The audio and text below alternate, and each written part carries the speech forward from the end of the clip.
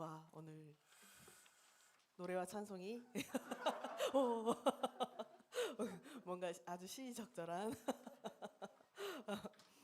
길 가는 밴드가 아시다시피 그 예장 통합에 소속되어 있는 그 성서한국이라는 그 교계 단체가 있는데요. 거기에 사회선교사로 계시는 장현호 님이 작사 작곡하시면서 활동하시는 밴드이기도 해요. 그래서 저희 그 현장 기도회 다양한 곳에서 할 적에 자주 뵀던 분이실 거고요. 아마 이 노래는 추정컨대 그 2016년, 17년도 때 만들었던 곡이 아닐까 라는 생각이 듭니다. 오늘 제가 갑자기 등장하게 되었습니다. 오전에 남겨주시긴 했습니다만은 교마님이 아마 심한 독감에 걸리신 것 같다고 하시긴 하는데요. 지켜보면서 계속 그 회복의 경과들을 보면서 우리가 함께 기도하면 어떨까 싶습니다. 오늘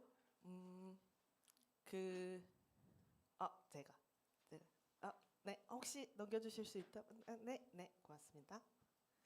감사합니다. 네, 누가복음서 3장 7절에서 18절 말씀을 함께 읽어보고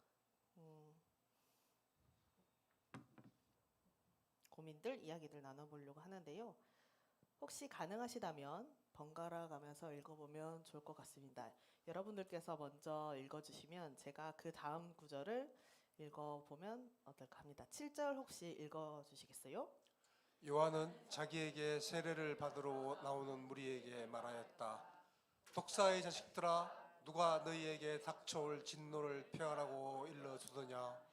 회개에 알맞는 열매를 맺어라. 너희는 속으로 아브라함은 우리의 조상이다 하고 말하지 말아라. 내가 너희에게 말한다. 하나님께서는 이 돌들로도 아브라함의 자손을 만드실 수 있다. 도끼를 이미 나무 뿌리에 갖다 놓으셨다. 그러므로 좋은 열매를 맺지 않는 나무는 다 찍어서 불 속에 던지신다. 무리가 요한에게 물었다. 그러면 우리는 무엇을 해야 합니까? 요한이 그들에게 대답하였다. 속옷을 2벌 가진 사람은 없는 사람에게 나누어 주고 먹을 것을 가진 사람도 그렇게 하여라. 세리들도 세례를 받으러 와서 그에게 물었다. 선생님, 우리는 무엇을 해야 하겠습니까? 요한은 그들에게 대답하였다. 너희에게 정해준 것보다 더 받지 말아라. 또 군인들도 그에게 물었다. 그러면 우리들은 무엇을 해야 하겠습니까? 요한이 그들에게 대답하였다. 아무에게도 협박하여 억지로 빼앗거나 거짓 고소를 하여 빼앗거나 속여서 빼앗지 말고 너희의 봉급으로 만족하게 여겨라. 백성이 그리스도를 고대하고 있던 터에 모두들 마음속으로 요한에 대하여 생각하기를 그가 그리스도가 아닐까 하였다.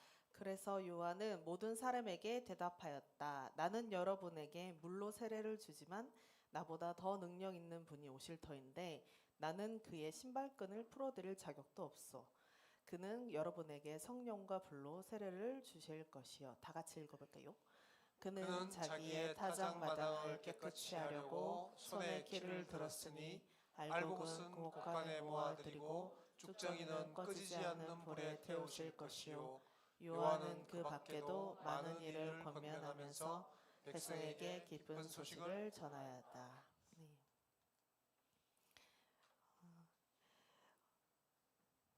요 10여일이 다사다난했던 10여일이 아니었나 싶습니다. 12월 3일에 우리나라의 대통령이라고 하는 윤석열 대통령이 비상계엄령이라고 하는 것을 저녁에 선포를 했었습니다. 대통령이 국회를 자유민주주의 체제를 붕괴시키는 괴물이라고 얘기를 하였고 종북 반국가 세력을 일거에 척결하겠다라고 발표를 했습니다. 그리고 포고령 제1호라고 하는 데에는 정당의 활동이라던가 정치적 결사 등 일체 정치 활동들을 금한다라고 하면서 5번 항목에는 전공의를 비롯한 파업 의료인은 48시간 이내 복귀하고 위반 시 처단한다라고 하는 엄청난 내용들이 적혀 있었습니다.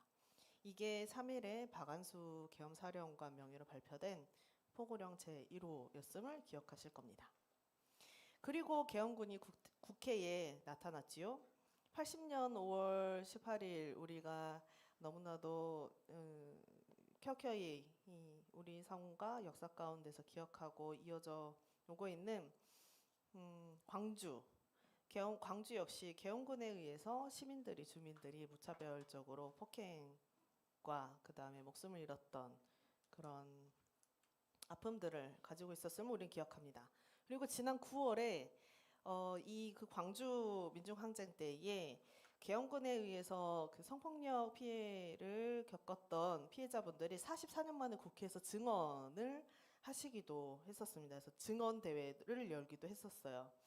그리고 목요일 날에 우리 섬돌이 속해 있는 한국기독교 장로회가 시국기도회를 열었는데 그때 제주도에서 계시는 윤태영 목사님이 그 국민의힘 당사 앞에서 그 규탄 집회를 교단이 이제 이어가고 있는 가운데서 발언 가운데 이런 내용을 얘기하시더라고요.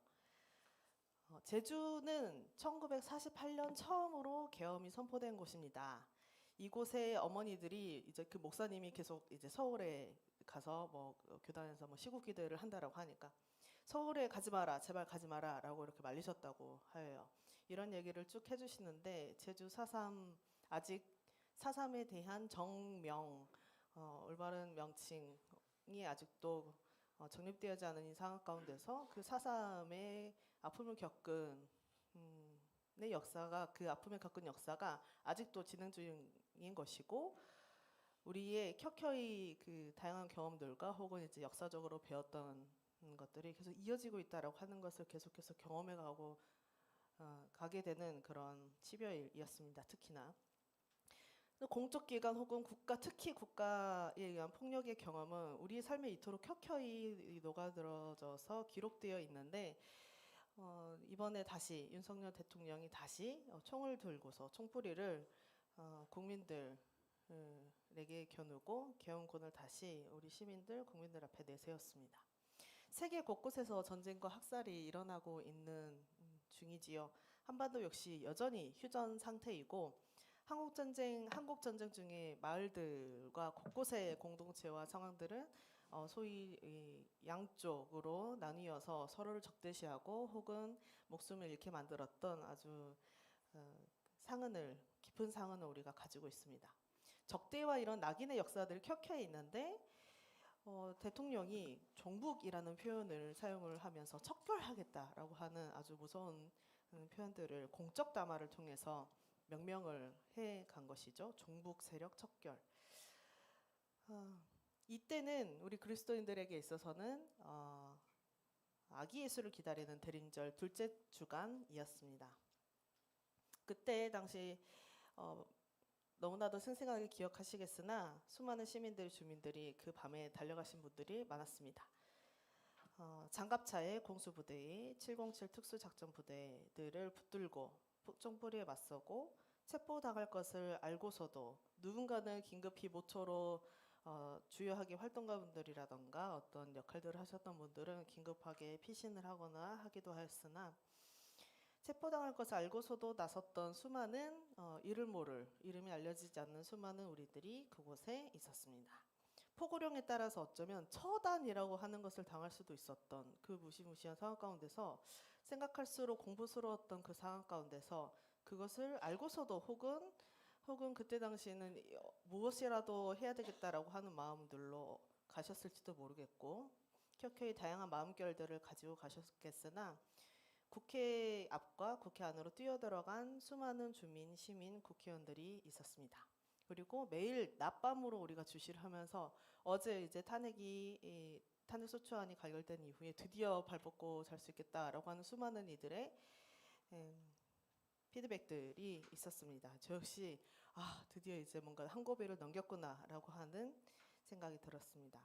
내란 사태에 따른 이 이후의 과제가 굉장히 많을 텐데요. 공포와 불안이 치솟는 나날들 그리고 각각의 일상들을 붙들고 대응을 해왔던 어떤 10여일의 일정이 일단락이 되었는데요. 더 나은 민주주의, 더 나은 민주화, 더 우리가 지켜야 될 퇴행되지 않도록 우리가 지키고 더 보장해 나가고 해야 될 과제들이 사실 산적해 있기도 합니다. 정치적 현실이 우리 삶에 얼마나 큰 영향을 미치는지 또 다른 형태로 우리가 다 같이 실감했던 10여일이었습니다. 우리를 둘러싼 세계의 혼란과 우리가 무관할 수 없고 그 혼란을 고스란히 아는 일상을 우리가 살아갑니다. 이런 맥락에서 대림절 셋째 주일 성서 본문, 오늘의 본문에서는 요한이 세례를 받으려고 모인 사람들을 뭔가를 막 얘기를 하고 있죠. 마치 그 세례를 받으려고 모인 사람들에게 요한이 우리가 기다리던 메시아이고 우리가 기다리던 구원자일 것이라고 믿고 온 사람들이 속으로 아브라함이 우리의 조상이다라고 하는 것을 생각하지 말아라라고 요한이 이야기를 하는 거예요. 모인 사람들한테. 그 당시 유대 사회에서 나고 자라는 동안 어떤 전통 혹은 그 학습한 그들의 정체성은 아브라함의 하나님이 아브라함이 우리의 신앙의 조상이다라고 하는 그런 전체성이 또렷하게 이제 형성되어 왔는데, 그런데 요한이 그 정체성을 가지고 있는 모여 있는 사람들에게 그렇게 생각하지 말아라라고 이야기를 하는 겁니다. 그러면서 이렇게 또 어떻게 보면 굉장히 무서운 얘기들을 해요. 회개를 이야기를 하는데요. 아브라함은 우리의 조상이다라고 말하지 말라라고 하면서 하나님은 이 돌들로도 아브라함의 후손들을 만드실 수 있는 분이시다라고 이야기를 합니다. 요한으로부터 오래된 신앙의 어떤 근간을 부정당하게 된 것이죠. 모여 있는 분들에게는 하나님의 어떤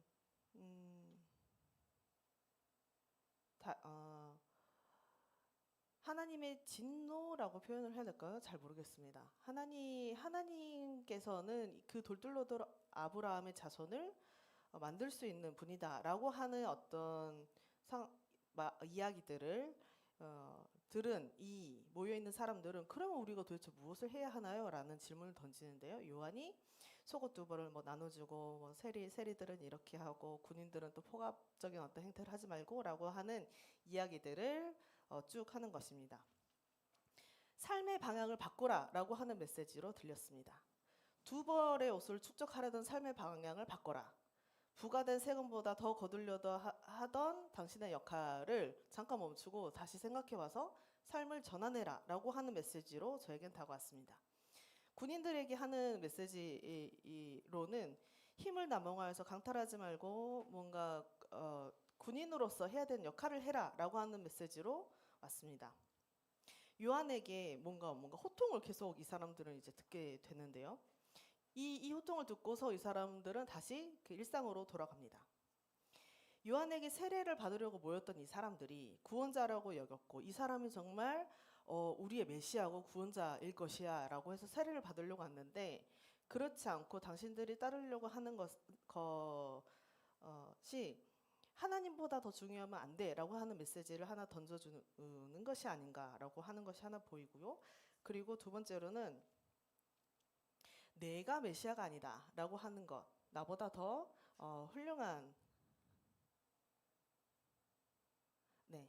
나보다 더 능력 있는 분이 오실 것이고 예수 그리스도가 오실 것이다 라고 하는 메시지를 요한이 우리에게 던져주고 있습니다. 아기 예수가 오실 터인데 저기에는 더 나보다 능력 있는 분이 오실 터인데 저는 그분의 신발끈을 풀어드릴 자격도 없다라고 이제 하면서 이야기를 합니다. 내가 메시아가 아니라 우리가 하나님을 살피고 바라보면서 우리가 어떤 계보, 우리가 아브라함의 후손입니다라고 하는 아주 어떻게 보면은 경직되어 있는 어떤 정체성이라던가 여러 가지 지점에 있어서 다시금 생각을 해보자. 각자의 일상 가운데서 각자 가지고 있는 삶의 여정 가운데서 삶을 전환하게 하는 것, 그 세례를 받는다라고 하는 것, 뭔가 내가 그리스도인으로서 살아가겠다라고 하는 것은 이전의 삶과 이후의 삶을 내가 다르게 살겠다라고 하는 결단인 것인데,